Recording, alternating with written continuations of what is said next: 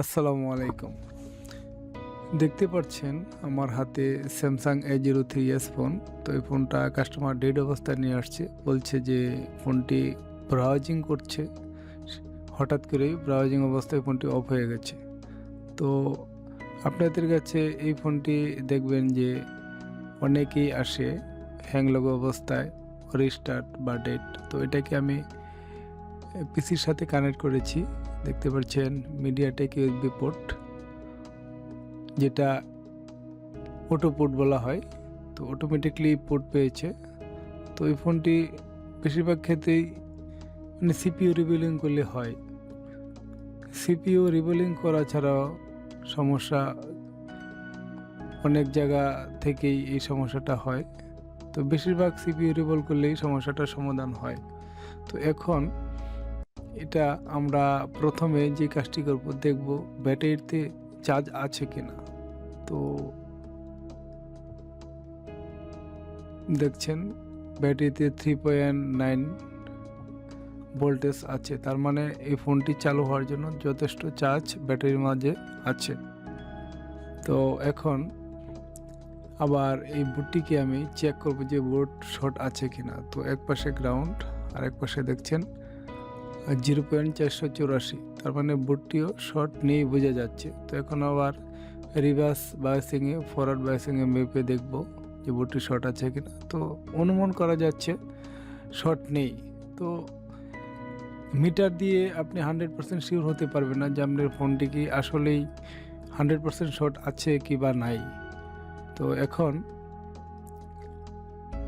বুটটিকে আমি বডি থেকে আলাদা করলাম। আলাদা করার পর বোর্ডের সাথে যে ক্যামেরা আছে সেই ক্যামেরাগুলো আমরা অবশ্যই খুলে নেব, কারণ ক্যামেরা থাকা অবস্থায় যদি বোর্ডে হিট দিই সেক্ষেত্রে ক্যামেরার প্রবলেম হওয়ার সম্ভাবনা থাকে। তো এই স্টিলটাকে রিমুভ করব। তো আপনারা হয়তো দেখতে পাচ্ছেন না যে এই ফোনটি আগেও রিভলভ করা হয়েছে। তো এখন এই পেজটাকে আমি সুন্দরভাবে পরিষ্কার করে নেব। যেহেতু ফোনটা রিভলভ করা আগে থেকেই, হয়তো কিছুদিন চালানোর পর আবার এই সমস্যাটা হয়েছে। যেহেতু রিভলভ করা আছে সেহেতু আমি আবার এই বুটটাকে সুন্দর করে বুটের মাঝে যে সিপিইউটা আছে সেটাকে আমি একবার নাড়িয়ে দেখব যে ফোনটি কি অন হয় কিনা। তো দেখছেন আমি থার্মাল পেস্ট দিয়েছি, কারণ সিপিইউর সাথেই ইএমএমসি, যেহেতু ইএমএমসিটা পেস্টেড আছে আর সিপিইউটা রিভলভ করা হয়েছে, তো সেই জন্য এটাকে ভালোভাবে গার্ড দিতে হবে। তো দেখছেন আমি আরেকটি সাপোর্ট দিলাম। এই দুইটা সাপোর্ট মিলে কিন্তু ইএমএমসিটা সুরক্ষা থাকবে। তো এখন আমি দেখছেন আইসিটাকে নাড়িয়ে দেওয়ার জন্য চেষ্টা করছি। তো আইসিটাকে আমি আলতোভাবে পরিমাণ অনুসারে, আপনাদের যারা হটগান আছে কি হটগান আছে, তো আমার যে হটগান সেই হটগান অনুসারে আমি এটাকে হিট দিয়ে নাড়ানোর চেষ্টা করছি। তো এখন দেখছেন আইসিটা আমি নাড়িয়ে দিয়েছি। তো দেওয়ার পর বুটটাকে ঠান্ডা করে তারপর এই বুটটাকে আবার আমরা মেপে দেখব যে বুট কি সঠিক আছে না শর্ট হয়ে গেছে। অনেক ক্ষেত্রে আইসির কাজ করতে গেলে, বুটে কাজ করতে গেলে বুট শর্ট হয়ে যায়। তো বুটটি অবশ্যই আপনারা চেক করে নেবেন যে শর্ট আছে কিনা, কারণ যদি শর্ট থাকে তাহলে পাওয়ার, যখন আমরা ব্যাটারি কানেক্ট করব বা চার্জার কানেক্ট করব সেক্ষেত্রে কিন্তু প্রবলেম হতে পারে। তখন দেখা যাবে যে ফোনটি মানে যে সমস্যা ছিল তার থেকে বেশি সমস্যা দেখা দেবে আরও। তো এখন ব্যাটারিটা কানেক্ট করলাম, ডিসপ্লেও কানেক্ট করলাম, দেখছেন। তো এখন আমি পাওয়ার প্রেস করছি। তো পাওয়ার প্রেস করার পরে দেখা যাচ্ছে ফোনটি অন হচ্ছে না। তো এখন আবার ব্যাটারিটাকে খুলে ডিসকানেক্ট করে আবার পিসির সাথে কানেক্ট করব। তো পিসির সাথে কানেক্ট করে দেখব যে আবার অটো পোর্ট পায় কিনা। যদি আবারও অটো পোর্ট পাই সেক্ষেত্রে আমি আবার ওই আইসিটাকে উঠিয়ে রিভলভ করব। তো দেখছেন আমি 0.6 এম্পিয়ার নিচ্ছি অনলি। দেখছেন। তো ফোনটি ডিসি পাওয়ার সাপ্লাই কি রিডিং দেখায় তাও একবার দেখে নেব আমি। তো পাওয়ার প্রেস করছি, দেখছেন 03568 তো মিলি এম্পিয়ার নিচ্ছি, আবার ছেড়ে দিলে 0 হয়ে যাচ্ছে। তো এই হচ্ছে সমস্যা। তো এটা হয়তো এই সিপিইউ রিসোল্ডার হয়েছে বা সিপিইউটা ড্রাই হয়ে গেছে বা এমএমসি যেটা আছে এটা ড্রাই হয়েছে। তো যেহেতু সিপিইউটা রিভলভিং করা এটাই আমাদের জন্য সহজ হবে। তো আমি এটাকে পরিষ্কার সিপিইউটা রিমুভ করেছি, রিমুভ করে দেখেন যে পরিষ্কার করছি। তো পরিষ্কারটা করতে হবে যেহেতু একবার এই বোর্ডে কাজ করা হয়েছে, তো সাবধানতার সাথে কাজ করতে হবে। বোর্ডের সাথে আয়রনটাকে প্রেশার ক্রিয়েট করে নয়, যদি প্রেশার ক্রিয়েট করে এই বলগুলাকে সমান করতে যায় সেক্ষেত্রে দেখেন ওই যে গ্রাউন্ড যে লাইন কিন্তু একটা আরেকটার সাথে লেগে গেছে। তো এরকম যদি লেগে যায় তাহলে কিন্তু আমাদের কাজটি দেখা গেল যে অনেক দেরি হবে, আবার অনেক ক্ষেত্রে দেখা যায় কাজ এটার হয় না।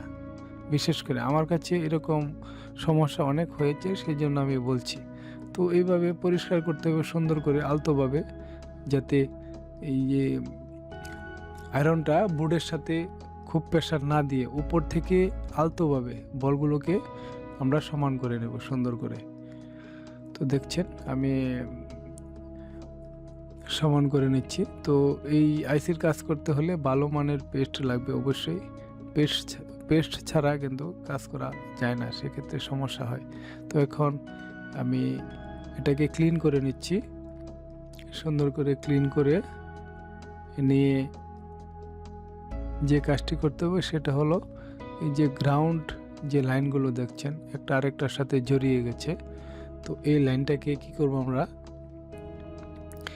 একটু পরিষ্কার করে সুন্দর করে বোর্ডটাকে শুকিয়ে তখন আবার যে ইউভি যে গ্লো আছে ইউভি গ্লো দিয়ে ইউভি মার্কসিন যেটাকে বলে যে ইউভি গ্লো এটা দিয়ে এই যে জায়গায় ওই দেখেন ওটাকে আমি আলাদা করে দেব। ডিভাইডেড করে দিলে কি হবে, আইসির যে বল আছে একটা বল আরেকটা বলের সাথে লাগবে না। আর যদি এরকম ভাবে দেই তাহলে একটা বল আরেকটার সাথে লেগে এটা আইসিটা উঁচু হয়ে যাবে, তখন দেখা গেল যে আইসিটা সঠিকভাবে বোর্ডের সাথে ফিক্সড হবে না, তো ডিসকানেক্ট হয়ে থাকবে। তো এই জন্যই যদি এরকম হয় তাহলে ইউভি দিয়ে এটাকে সুন্দর করে আমরা কাজ করে নেব। তো করে নেওয়ার পর এখন এটাকে শুকিয়ে নিব ইউভি লাইট দিয়ে। দেখছেন এটাকে আমি 20-30 সেকেন্ড ইউভি লাইট দিয়ে শুকিয়ে নিয়ে তারপর সুন্দর করে দেখে নিব যে আশেপাশে যে সাইডে যে কম্পোনেন্টগুলো আছে এগুলো উঠে গেছে কিনা বা একটা আরেকটার সাথে লেগে আছে কিনা, এরকম সুন্দর করে দেখে নেব। তো আমার মাদারবোর্ডের কাজ শেষ। এখন যে আইসিটা দেখছেন এটাও রিভলভ করা দেখছেন ক্লিনভাবে, তারপরও আমি আবার নতুন করে করছি। তো এখন স্টিলটাকে বসাবো, বসিয়ে পেস্ট দিয়ে এটাকে রিভলভ করব সুন্দরভাবে।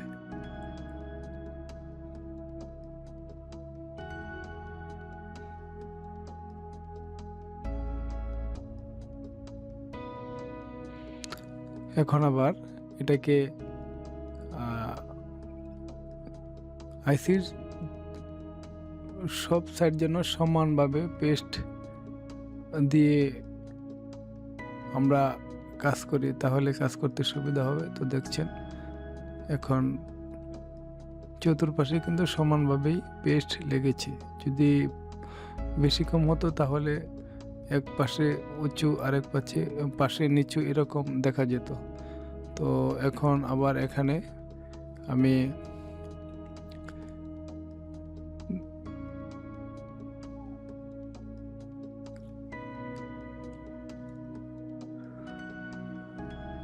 আইসিটার মাঝে যে পেস্ট দিয়েছি দেখছেন। তো এখন আর বোর্ডের মাঝে কিন্তু পেস্ট দেওয়া লাগবে না, আইসির মাঝে যে পেস্ট আছে। তো আইসিটাকে সুন্দরভাবে আমরা বসিয়ে দিব। তো আইসি বসানোর ক্ষেত্রে ভালো পেস্ট ইউজ করতে হবে। যদি ভালো পেস্ট ইউজ না করি তাহলে এই যে এখন হিট দিচ্ছি, এই হিটটা দেওয়ার কারণে আইসি কিন্তু এদিক সেদিক মানে লড়ে যেতে পারে।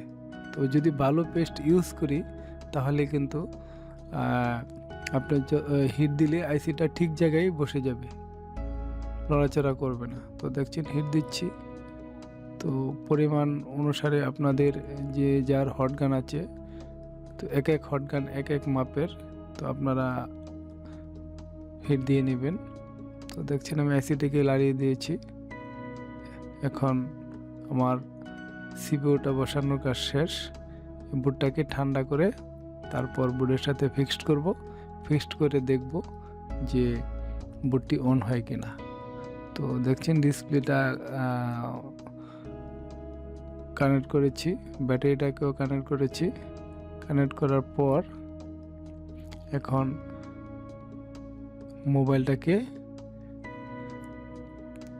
মোবাইলের মাঝে চার্জারটাকে কানেক্ট করে দেখব যে লোগো আসে কিনা। দেখতেই পাচ্ছেন চার্জিং যে লোগো আসছে, তার মানে সিপিইউটাই ড্রাই হয়েছিল, সেই কারণে সমস্যাটা হয়েছিল। তো রিভলভ করার পর এখন দেখা যাচ্ছে যেখানে চার্জিং লোগো আসছে। তো এখন অন করার জন্য চেষ্টা করছি। দেখছেন যে 75% চার্জ আছে। তো এখন ফোনটি দেখব পুরোপুরি অন হয় কিনা। স্যামসাং লোগো আসছে। তো ফোনটি পুরোপুরি অন হওয়ার জন্য কিছু সময় লাগবে। তো আপনাদের যদি কাজটি ভালো লাগে তাহলে আমার চ্যানেলটি এখনও যারা সাবস্ক্রাইব করেননি সাবস্ক্রাইব করবেন, একটি লাইক কমেন্ট করবেন। আজকে এই পর্যন্তই। আরেকটি ভিডিওতে আপনাদের সাথে কথা হবে। আসসালামু আলাইকুম।